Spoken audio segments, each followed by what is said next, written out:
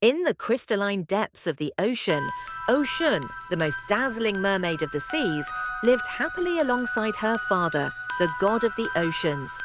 She was destined to succeed him on the throne, her enchanting beauty and sharp intelligence making her a promising heir. Yet behind her radiant smile hid a stubborn and independent nature, ready to defy conventions and follow her own path. Every evening, after fulfilling her duties to her aquatic realm, Ocean would head to a secluded rock to contemplate the sunset.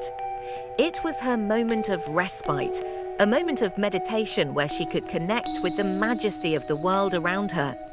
The spectacle of the sun slowly plunging beneath the horizon, painting the sky with golden and rosy hues, had the power to soothe and inspire her. That evening, as she lost herself in the magic of dusk, Oshun felt a strange presence, a shiver running down her nater spine.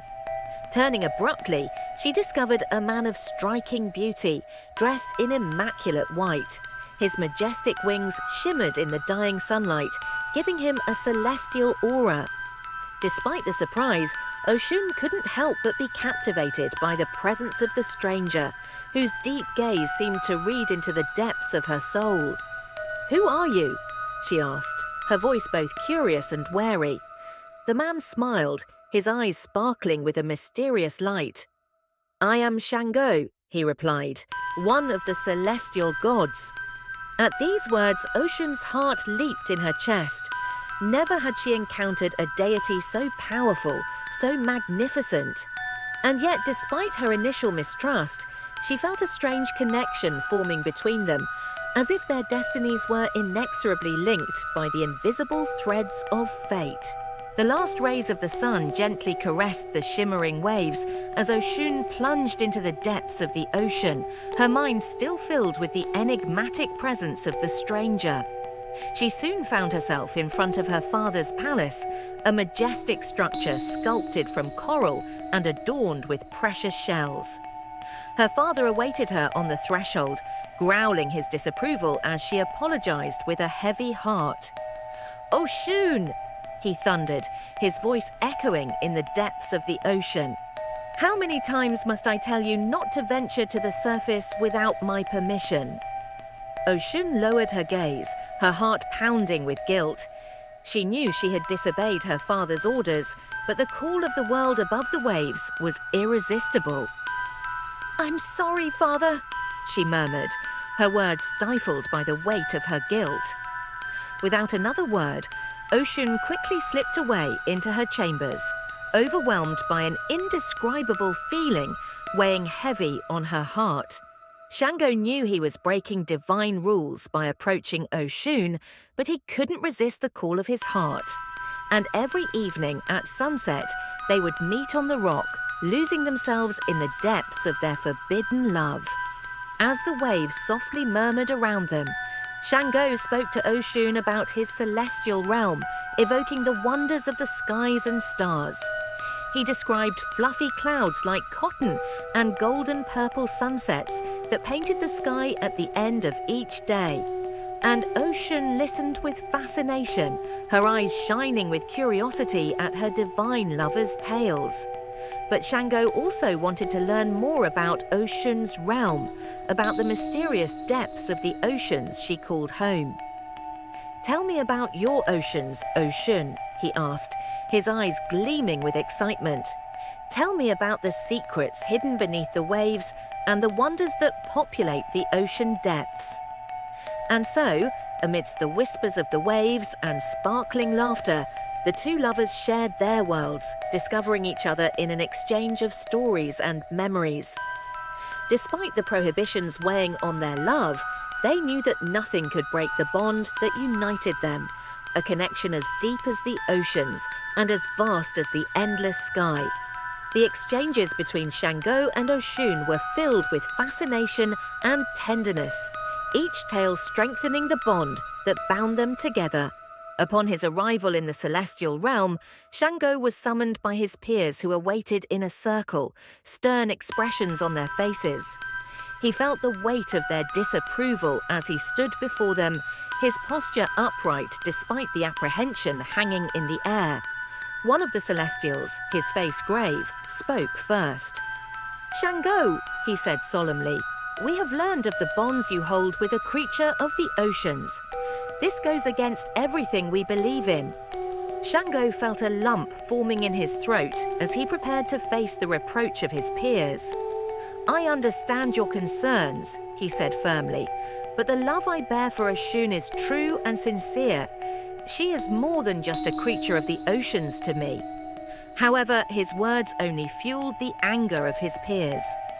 "How could you compromise your dignity with such a creature?" exclaimed one of them, his eyes shining with indignation. "You are a celestial god, Shango, and you are expected to act accordingly." Oshun returned to the depths of the ocean, ignoring the dark omens forming around her. Upon her arrival at the palace, she was greeted by her father, the king of the oceans, whose face was twisted with anger and rage. "Oshun!" he thundered, his voice echoing through the palace corridors. "How dare you disobey my orders by going to the surface? And worst of all, you have fallen in love with a celestial." Oshun lowered her eyes, her heart heavy with sorrow. She knew she had broken her father's rules, but the love she bore for Shango was stronger than anything. "Father, she began, but she was interrupted by a roar of anger. "Silence!" roared the king of the oceans, his voice booming like thunder.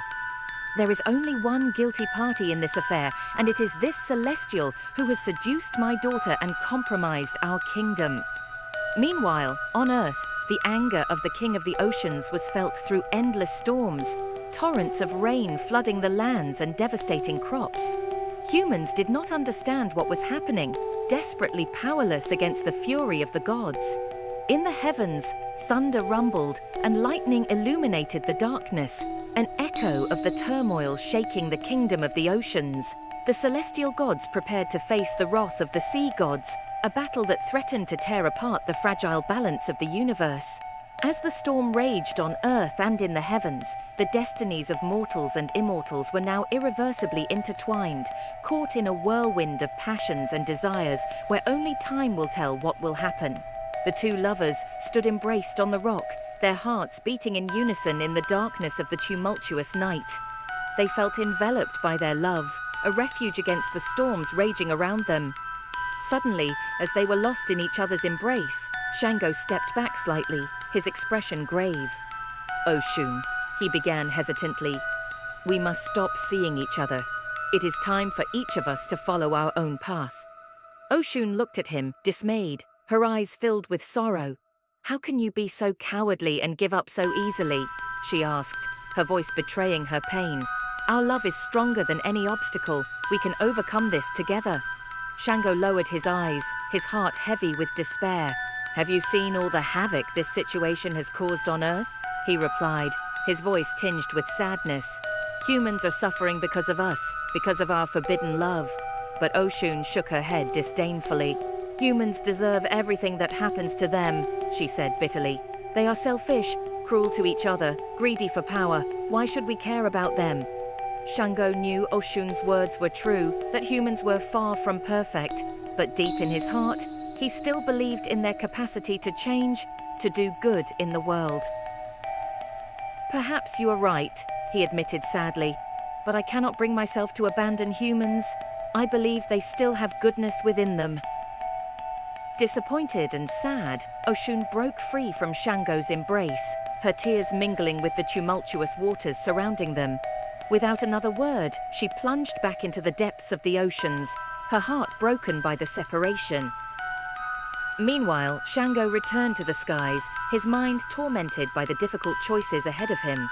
The waves gently crashed against the rocks, but in Oshun's heart, it was a tumult of emotions.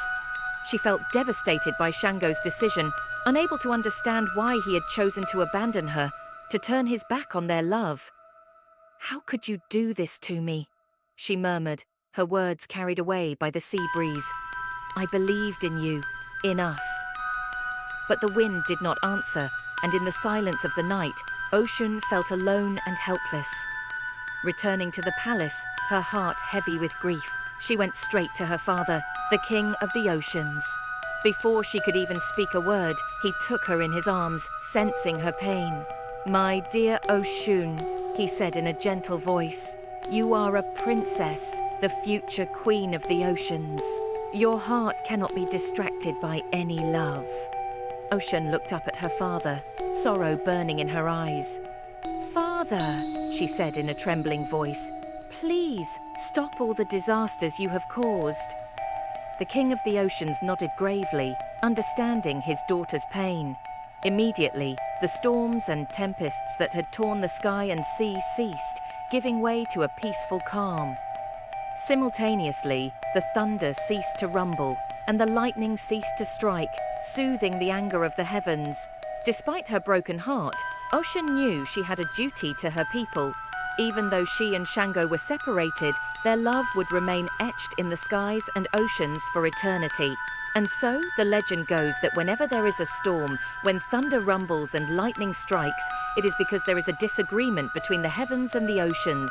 But even in the darkest moments, the hope of eternal love persists, lighting the way for souls lost in the darkness. If you want to receive the long version and handwritten manuscript of the tale, click the link in the description and subscribe for more stories of love, mystery, and magic. In the shadows of the night, our hearts collide. A forbidden love, a flame that won't subside. Beneath the stars, our secrets softly confide. But in this silence, our souls abide. You're the forbidden fruit that I crave in this reckless dance. I want to misbehave. Our paths intersect, yet our fates misalign. In this forbidden passion, our hearts entwine. Whispers exchanged in the dead of night, but in the harsh light of day, everything's blind. Our gazes meet, our hearts recoil.